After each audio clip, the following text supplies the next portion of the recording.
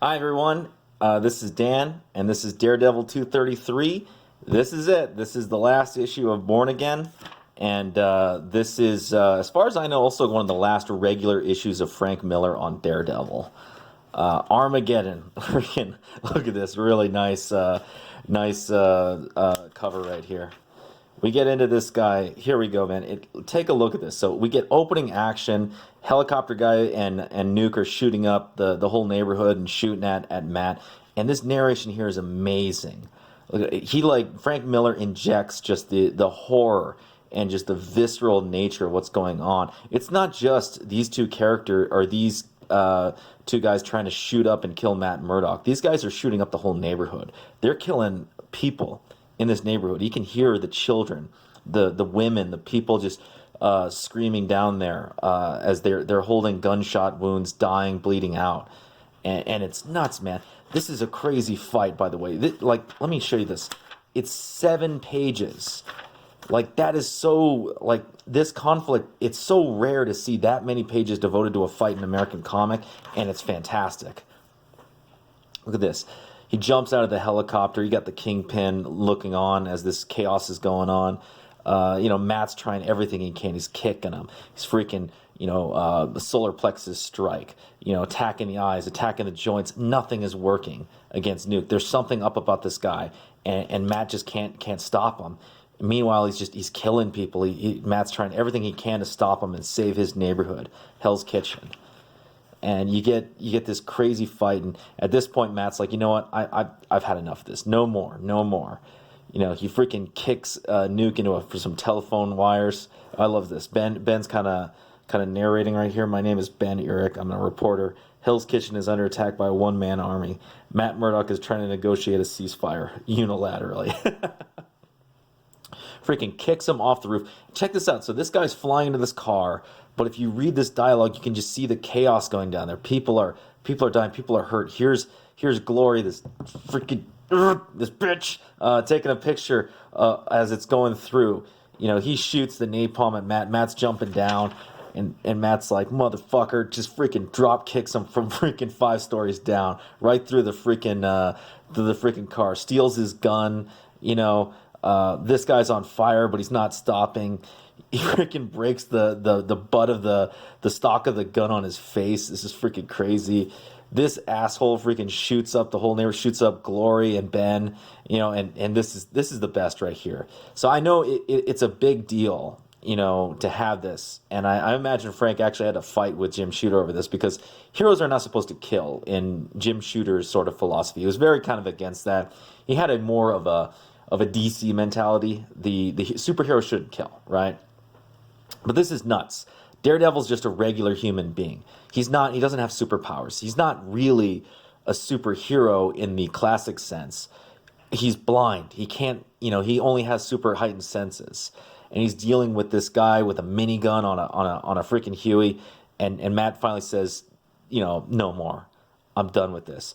Freaking shoots the gun, kills the pilot, blows up the freaking helicopter. This is great right here. This is great dialogue, because Frank Miller knows what he's doing with this character. He knows that this is it. This is a big jump for Daredevil to do something. They take it seriously. It's not some joke like Batman versus Superman. This is for Matt Murdock to do this is serious, right? Forgive me. He has no choice. If he doesn't take action, this guy's just going to kill everybody with his helicopter. And then you have this crazy scene. The Avengers arrive, right? Here's Captain America, a voice that can command God, and does. Here's Thor calling down the rain. Matt is frustrated.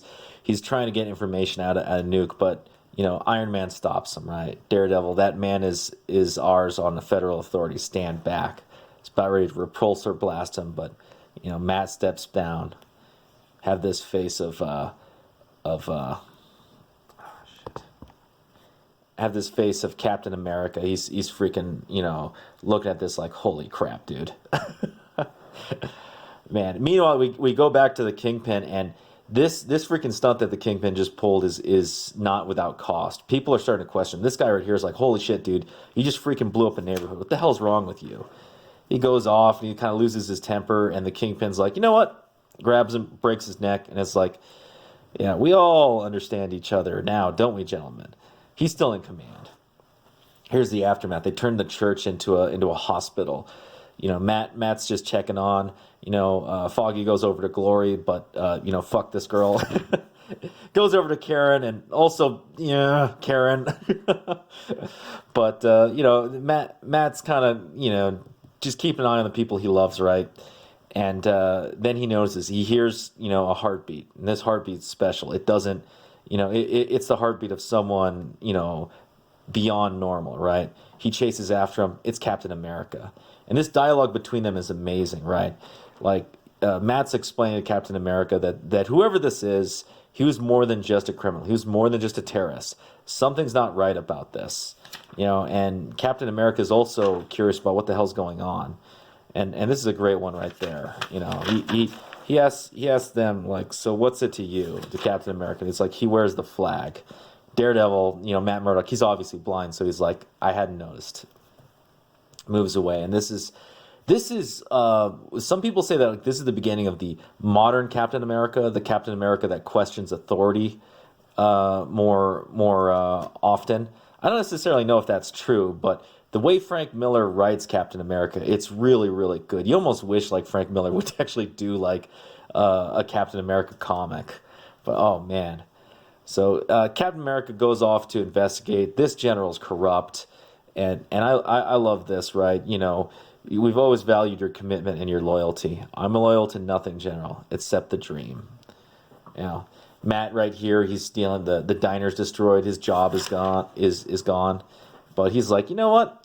He's telling Karen, you know what? I'm going to do something about this. It's going to be a little sneaky. Just a heads up. Captain America, of course, is still investigating. He breaks into the vault right here and starts researching, and this is when he finds out, right? Nuke is part of basically a second super soldier program to kind of replicate who he was, right? And he finds out the truth. 20 people died before they got Nuke, Agent Simpson, for this program. Meanwhile, Nuke, who they've been using amphetamines to kind of hype up and give him, that's the red pills right here. He freaking loses it because they're gonna send him back out of the country, and he's like, "No, I have a mission. I gotta take out these people who are attacking our boys." Right? He breaks out, dumps all the Reds, and he's going out. That escape sets off the alarm. Captain America hears it. Matt, on the other hand, is getting ready for a little bit of vengeance. This is gonna be really cool, by the way. Here you have like these 3 panels right here. Is Kingpin inner monologuing to himself. He's successfully infiltrated the business world. He's about to turn himself into a legitimate businessman outside of his nefarious work as the Kingpin. And meanwhile, you got Nuke is going on a rampage, and he's like killing all these MPs. He's shooting up the place, and then this is really cool. Blam, blam, blam, blam, ping, ping.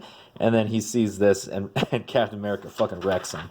It's freaking great. Actually tosses him out of the building and into a freaking roof.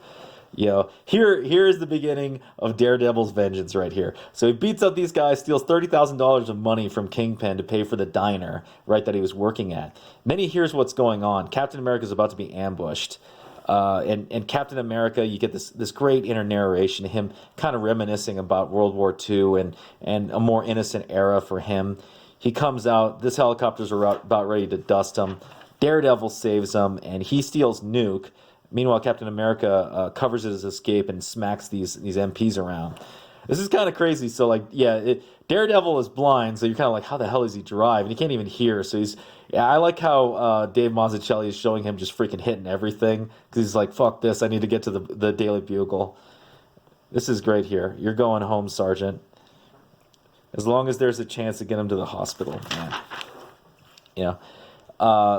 Captain America covers him again because the Kingpin actually had people ready at the Daily Bugle to ambush Daredevil, but Captain America beats the crap out of him. And here it is. Daredevil drops Nuke right on Ben's freaking desk. Ben reports the entire thing. It's a huge freaking news story. All of Kingpin's money operations get damaged. Like hundreds of his guys get arrested, and it destroys his plans. He was gonna become a legitimate businessman. He was gonna escape, the dark side of his life. But, Matt Murdock gets the last laugh. He cuts him off and puts him back in the corner where he is. Just a criminal. That's it. It's freaking great. And you get this last page right here, which is really funny because this issue, because of the way Frank Miller wanted to tell it, it doesn't have your standard Jim Shooter opening. He doesn't explain who Daredevil or who these characters are, so he gets this last page here with Dave Mazzucchelli and introduces Daredevil at the end. This is probably Frank Miller's last, to Jim Shooter, like, here, there you go, leave me alone. I introduced him, right?